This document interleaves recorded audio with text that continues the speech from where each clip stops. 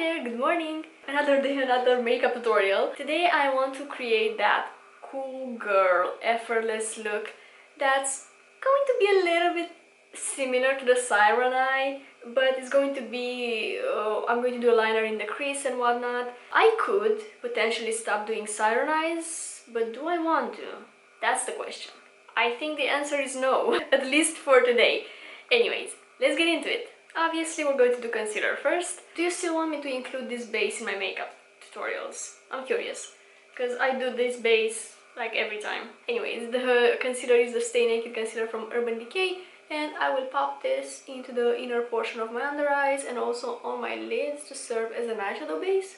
And if you have any other spots that you want to cover, now is the time. I will just cover this acne scar, and that's it. And actually, I think I'm going to conceal the side of my nose a little bit just to cancel out any discoloration. And now I will just use my finger and blend it out. The truck, garbage truck, I think that's the name of that car that's picking up the garbage, is outside again, so you can probably hear it. I'm not very professional lately, am I? I mean, have I ever been? I'm gonna blend whatever is left on my finger, kind of like blend it on my nose like that. Oh, I love this base. How do I go back to using foundation? I absolutely love how fresh and like lightweight it is. I'm gonna follow up with my setting powder, which is going to be the RCMA No Color Powder. I'm just gonna pick it up on my brush, tap off the excess. I don't want a lot of it, but just a little bit to avoid creasing throughout the day on my concealer, even though it's kind of inevitable, but whatever.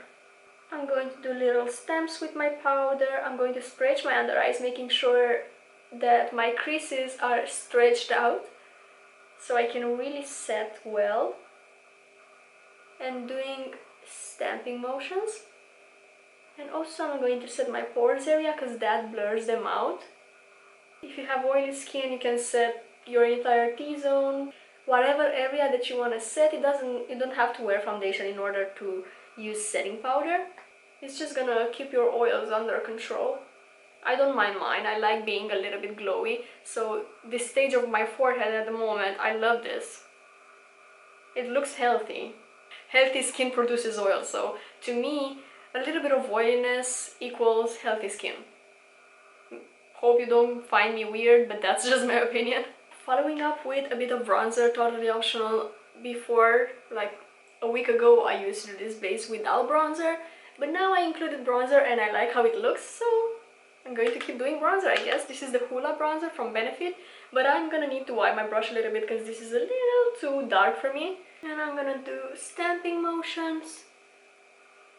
I'm actually going to distribute the product on my brush evenly on both of my cheeks, just so it's not that harsh. Isn't that just lovely? Why is my skin looking so good?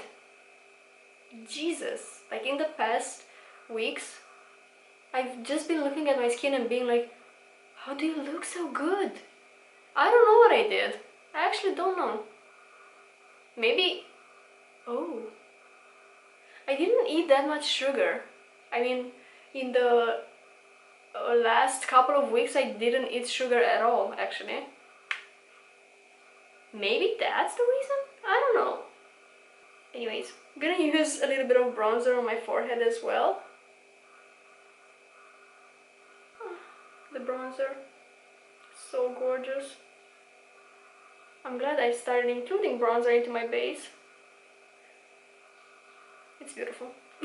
Then I want to do that lifting outer corner thing, so I'm going to pick up a little bit more bronzer. I'm going to pinch my brush and connect, kind of do like an outer corner eyeshadow that's going to be connected with the temple contour. That's really lifting the outer corner and making the look a little bit more cohesive. Now for my favorite part of the base. Dun dun dun dun dun, the cream blush. I'm going to use this one from Fenty in the shade Crush on Cupid, and I'll be using my fingers to apply it. And just gonna do stamping motions. The placement is a little bit higher than the bronzer, and keeping it on the sides of my face. In the beginning you're going to notice how pink it is, but it actually blends out quite nicely. And I love pink blush. I have a powder blush with me as well. I should try using that one too. It's that coral blush from Makeup Forever that I own. I brought that one in case I'm using foundation, but I don't even have a sponge or a foundation brush with me. And I don't like blending my foundation with my fingers. Don't really enjoy that. You might be wondering, when I complain that I don't have this, I don't have that, you might be wondering, why don't you go buy a sponge? Well, I live in a town where there are basically no stores whatsoever. My hometown is a pretty small town. We can't really get anything here. I mean, we do have like one big supermarket for groceries and a couple of smaller ones, and that's it. I tried to get a cuticle pusher because I forgot mine at home, and I got this cheap plasticky one because it's the only thing that I could find in this town. This blush really makes my cheeks glow, so usually I skip highlighter in this combination. Oh, I love it. Maybe some other day I will try including highlighter as well, but at the moment I just don't feel like I need it. Plus I love this natural glow so much more. It doesn't look like a stripe of something glittering on my face, which my e.l.f. one doesn't look that way either, just to be clear. And I do have my e.l.f. highlighter with me, but maybe some other day. We'll see. I just realized that I have a third palette with me, the Nomad by Juvia's Place, but the tones are pretty similar to what I have in my other palettes, because it's neutral plus green. And I do have a neutral and a green palette with me. Why didn't I bring like something purple or pink or blue or any other color? But this is one of my favorite palettes, that's why I brought it, because it has those olive tones, and you know I'm obsessing over olives. The food plus the color. I do love olives. That was just an interruption. I'm going to use my Revolution. This is the khol eyeliner in black. Just a pencil. I'm going to sketch out, well, I'm going to start from my waterline like I did for the siren eye. And I saw this creator on TikTok. He mentioned how he doesn't follow his waterline when he's doing the liner, but instead he's following the tilt of the brow. So basically if my brow is like this, my eyeliner is going to be like this, which is very interesting to me. I might try that. But before I do that, I'm going to line underneath my lashes. And now let's do that line. So my brow looks like this, and my liner is going to look like this. Depending on the shape of your eye, obviously. For me, that tilt is exactly continuing my waterline. That might be because I have rounded eyes. So if you have almond eyes, this following the brow might be a better option for you, I guess. Then I'm gonna connect that to the outer corner of my eye. I'm just doing a half liner as I usually do. And I have my pencil brush on hand so I can blend this out. We want it to look smudged and effortless. Like we didn't put that much effort into the makeup. I'm just gently touching the skin with the tip of my brush. This brush is really helpful for that. It's a Morphe 149, by the way. So any brush that's small and rounded at the tip, I think you can use, if you don't have something like this, because I know it's not that common in brush sets and whatnot, you can use a small brush, like a detail brush or a lip brush. And let's see how I'm going to do the graphic part, because I haven't thought this through. I usually do my liner more lifted when I'm doing a graphic liner, but I guess I just didn't really think about it this time, so let's see. Just a little outer corner thing. That's going to connect with my crease, because I have deep set eyes. So creating a little connection there, which again we're going to smudge. And I'm gonna need to extend the liner a little bit, because I do like this pointy shape at the end of the graphic liner. I think I made mine a little too thick, but we're a cool girl, so we're rocking any style that we come up with. If you need to, you can clean it up a little bit, but don't be too precise, because that's the point of this style. We just want it to look smudged and effortless. I'm actually just going to intensify it a little bit here.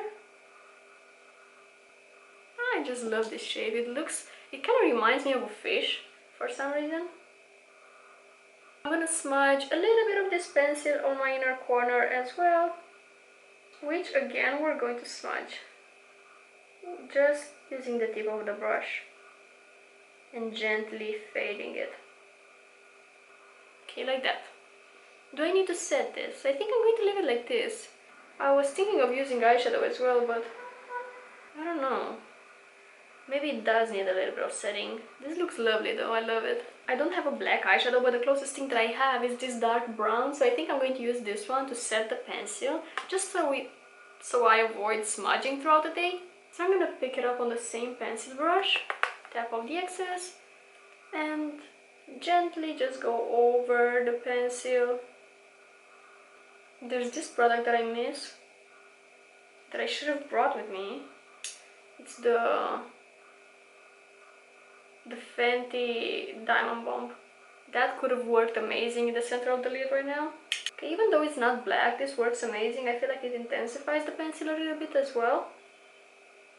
And let's do the same thing for my inner corners. Even though I have therapy today and I might cry, and this will all fade. We'll see. I left one eye bare again so you can see the difference. I love this extending eye style, but I think I'm gonna I want this to be a little bit more faded. Okay, that's it. That was just for my brain to work properly for the rest of the day. Anyways, what a difference, especially for rounded eyes.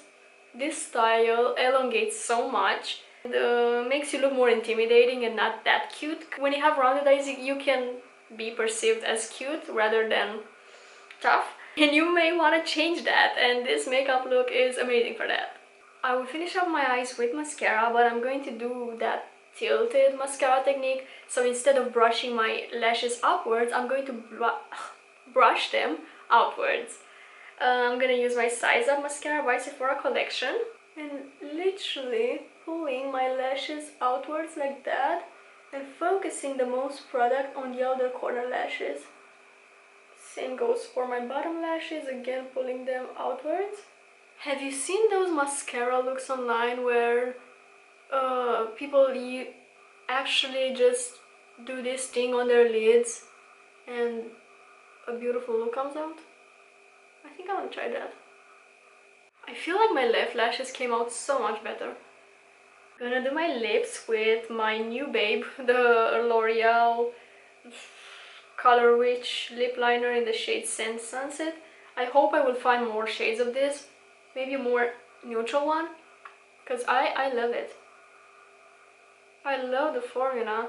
I even love this color, even though it's not as nude as I would want it to be. But it's such a lovely shade nonetheless, because I love that it's somewhere in between a red and a nude. Has a beautiful tone and it looks very classy.